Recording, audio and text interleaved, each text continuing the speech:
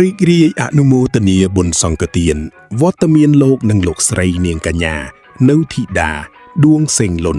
ហ៊ីងស៊ីថៃព្រំសុកភាជាម៉ាក់ប៉ាក្នុងក្រុមគ្រួសារកូនចៅប្រុសស្រីគ្រប់រូបដែលបានអញ្ជើញមកវត្តអង្គរតូច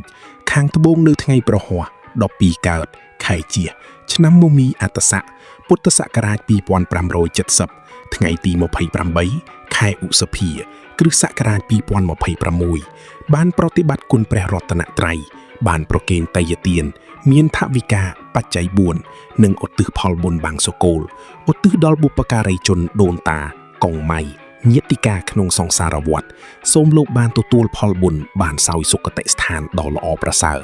សូមអធិដ្ឋានបួងសួងដល់គុណព្រះរតនត្រ័យគុណកែវទាំង3សក្កទេវរាជព្រះឥន្ទព្រះព្រហ្មទេវតាទាំង8ទិសព្រមទាំងវត្ថុស័ក្តិសិទ្ធិមានឫទ្ធិតេជៈគ្រប់កាយកើតកបស្របទៅតាមពី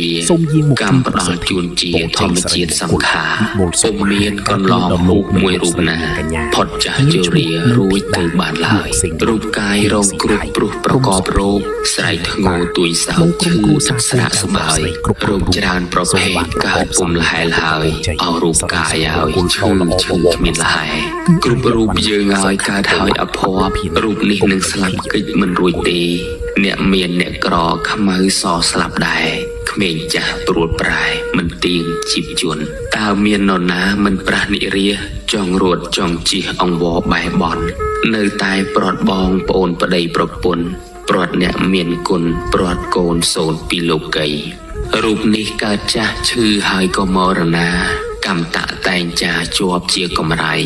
អំពើបាបជាពូជនាំភ័យបុណ្យជានិស័យផ្ដល់ផលសុខសាន្ត